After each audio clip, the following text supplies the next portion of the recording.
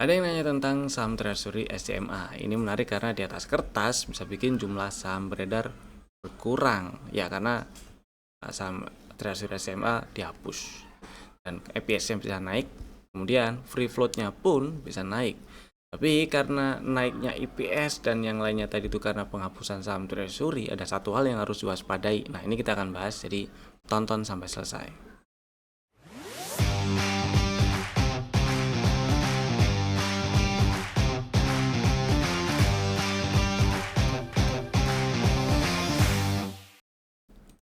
Selamat datang di Cuan Community Partner Petraku Sekuritas. Kita bahas IHSG-nya dulu ya. Hari ini IHSG melemah 0,9%, tutup di 6394.13. Dari bentuk candlenya 2 hari terakhir, ini nggak enak sih. Maksudnya nggak enak untuk jangka pendek atau dalam waktu dekat ke depan lah ya.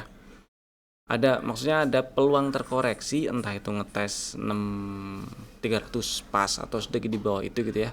Tapi yang penting selama nggak ke bawah 6230, maka peluang untuk ke 6000 bulat masih nggak terlalu besar. Begitu breakdown 6230, maka peluang untuk ngetes ya 6000 bulat itu ada jadi lebih besar.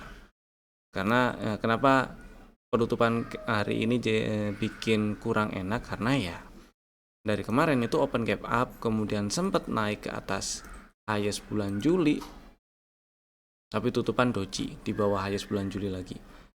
Hari ini sempat naik ke atas highest bulan Juli lagi, tapi nggak sempat nge-break high kemarin ya. Hari ini high-nya di 6490.91, kemarin itu 6490.65. Ini poin, sempet ding. Ya nggak baca sama lah ya.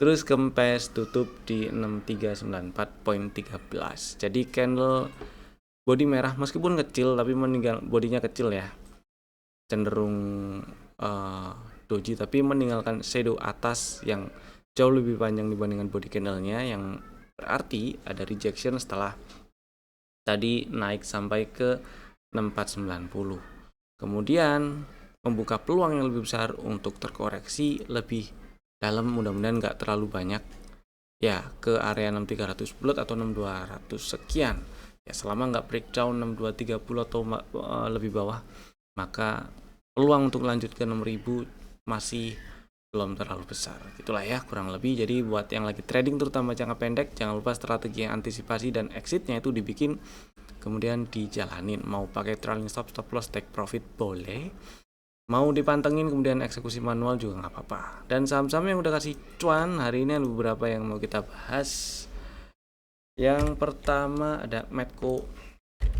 Ini adalah saham beberapa waktu yang lalu sih masuk ke dalam list stock ideas gitu ya. Belinya sekitar 12.65 seingat saya, 12.65 kalau saya nggak salah ingat ya, area-area itulah 12.65, kemudian atau 12 ya, 12.65 12.50 lah area itu di sekitaran ini.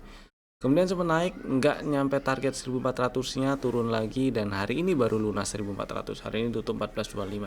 Buat yang udah jualan, happy cuan. Yang belum, ya pasang trailing stop atau stop loss-nya dinaikin, nggak masalah. Kemudian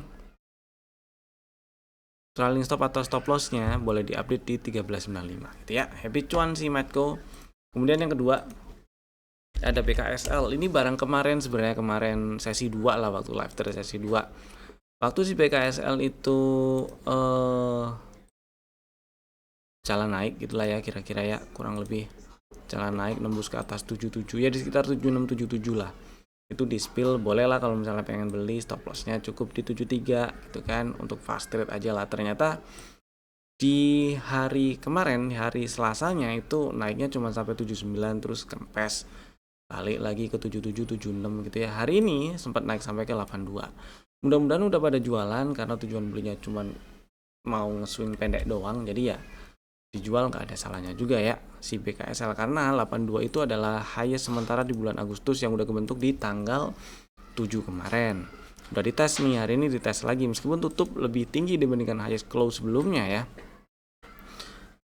Tapi belum berhasil breakout 82, jadi ya nggak ada salahnya exit dulu, kita lihat-lihat dulu ntar kayak gimana gitu ya.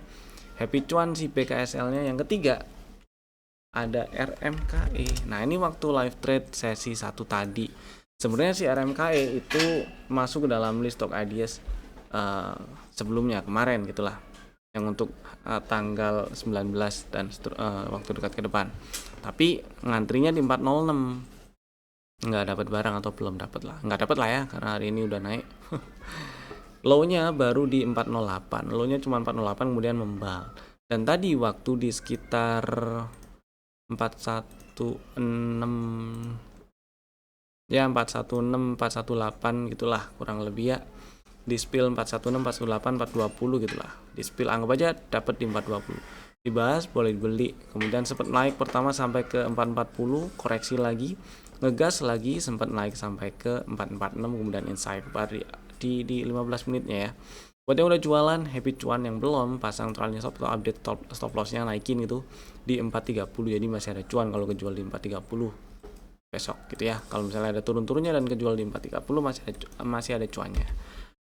Kemudian untuk strategi yang dari dalam list stock ideas kemarinnya itu RMKE, karena ini udah naik, hapus dulu aja di 406-nya, antiran beli di 406 nggak masalah gitu ya. Kemudian berikutnya kita bahas stock ideas yang kemarinnya baru. Ada 5 kemarin. Yang pertama AMMN. Si AMMN strateginya ngantri 4050 belum dapat dan masih bisa diantriin, nggak apa-apa. Ngantri 4050 belinya, stop loss kalau tutup di 3800 atau lebih bawah, dan targetnya kita incer 4700-an. Kemudian yang kedua ada data udah disamperin tuh tadi 1905-nya, hari ini tutup di 1930. Berarti ada floating profit belum banyak ya. Ya selama nggak tutup di bawah 1800 masih aman disimpan. Mudah-mudahan dalam waktu dekat ke depan berhasil naik ke atas 2000-an lagi ini si data ya. Yang ketiga emas. Ini juga udah disamperin karena strategi belinya itu ngantri 7700 ke bawah. Bahkan low-nya hari ini sempat 7,5. Ya buat yang udah punya barang, hold dulu nggak masalah selama nggak tutup di bawah 7350 atau lebih bawah. Dan targetnya kita incer 8,5 8600-an gitu ya. Yang keempat RSX. Yang ini belum dapat barang karena ngantri 364 tuh strateginya gitu ya. Yang masih minat RSX boleh masih ngantri di 364 ke bawah, stop lossnya kalau tutup di 334 atau lebih bawah ya. Yang saya kurang serk itu hari ini tutup di 336 aja. Kenapa? Karena ya tadi pagi open itu di 382 di atas penutupan kemarin, kemudian tutup di bawah setengah body candle kemarin. Jadi ya memang ada peluang terkoreksi ya. Mudah-mudahan cuma jemput area-area beli itu 364, 360 gitulah ya. Jadi buat yang masih minat silakan, tapi kalau sampai tutup di bawah 336 ya udah exit dulu aja. Gitu sih. RMKE-nya yang kelima tadi udah dibahas. Sekarang baru kita bahas si SCMA. Jadi gini nih ceritanya. Ini kebetulan juga ditanyain, ada yang nanya kemarin, jadi sekalian aja kita bahas ya. Jadi SMA ini nih lagi ngurangin modal ceritanya. Caranya dengan hapus saham treasury sekitar 10,4 miliar saham hasil buyback. Saham treasury-nya dihapus, otomatis saham yang beredar atau saham yang dimiliki perusahaan dulu lah ya. Saham yang dimiliki perusahaan itu kan berkurang. Dan jelas total keseluruhan saham yang beredar itu juga berkurang. Efeknya secara matematis ya, itu kalau misalnya asumsi kinerjanya tetap lah ya, maka IPS-nya itu bisa naik karena faktor pembaginya kan berkurang tuh. Saham yang beredarnya berkurang dengan asumsi kinerja sama, dengan saham beredar berkurang, otomatis IPS-nya bisa naik. Dan kalau IPS naik, maka pair-nya dengan asumsi harga juga tetap di sekitar itu ya. Pair-nya, rasio marketnya di pair-nya itu bisa turun, dan kalau pair-nya turun maka bisa dianggap bisa jadi lebih murah gitu kan. Dan efek lainnya karena saham kepemilikan saham yang dimiliki perusahaan itu berkurang karena treasury-nya dijual, saham treasury bukan dijual tapi dihapus gitu ya. Bukan dijual ya, tapi dihapus. Maka porsi kepemilikan atau persentase porsi kepemilikan saham yang dimiliki oleh masyarakat itu naik. Jadi free floatnya juga bisa naik. Tapi yang jadi concern saya bukan di situ ya, free floatnya bisa naik, oke lah. Yang jadi concern saya adalah karena IPS-nya bisa naik, ini rawan kita anggap wah ini berarti bagus nih karena pair-nya bisa turun, bisa lebih murah. Nah, justru karena ini adalah efek dari penghapusan saham treasury, ini yang mesti diperhatiin karena bukan dari hasil kinerja yang naiknya signifikan banget gitu ya. Beda cerita kalau IPS-nya naik atau pair-nya itu turun karena hasil kinerja yang signifikan sekali, yang naik signifikan. Maka karena ini hasil dari penghapusan saham treasury, saya lebih seneng ini lihat respon marketnya aja gitu. Balik-balik lagi ke situ aja sih. Sebenarnya berita ini udah nongol dari 1 pekan lalu lah ya. 1 pekan lalu lah dia nongol. Kemudian ini nongolnya 1 pekan lalu, tapi dia membal cukup signifikan itu ada di bulan Juni sebenarnya kalau kita lihat price action-nya di sini. Setelah turun, ya ini downtrend lah kalau kita lihat trennya ya. Dari awal tahun downtrend, dari kita lihat setahun terakhir gitu, atau dari Oktober 2025 sampai sekarang ya masih downtrend. Kemudian singkat cerita dari beberapa bulan terakhir ini aja, setelah turun, di bulan Juni dia membal signifikan sekali membalnya karena dia bikin pola bullish engulfing yang candle hijaunya sangat gede, dan yang bikin tanda kutip sepertinya bisa oke nih gitu ya, itu karena dia di bulan Juni juga beberapa waktu setelah bikin pola bullish engulfing yang candle hijaunya gede ini, dia naik ke atas 232 itu adalah swing lower high sebelumnya ya lower high sebelumnya, karena kan masih downtrend. Kalau kita persempit lagi trennya, kalau kita lihat kayak gini kan downtrend gede, kita persempit lagi trennya ya segini aja dari April sampai Juni gitu kan downtrend, swing lower high terakhirnya di 232 itu udah ditembus, maka ada peluang naik lebih tinggi dengan catatan dia nggak turun lebih bawah dibandingkan dengan 165 ya, itu kan jauh ya kalau kita lihat dari harga terakhir sekarang di 208. Tapi ternyata di 2 bulan terakhir si SCMA ini sideways. Range-nya sekitar 190-an ya, 192 sampai ya kalau kita anggap paling atasnya dari shadow yang kebentuk di tanggal 24 Juni lalu yaitu di 232 itu bisa.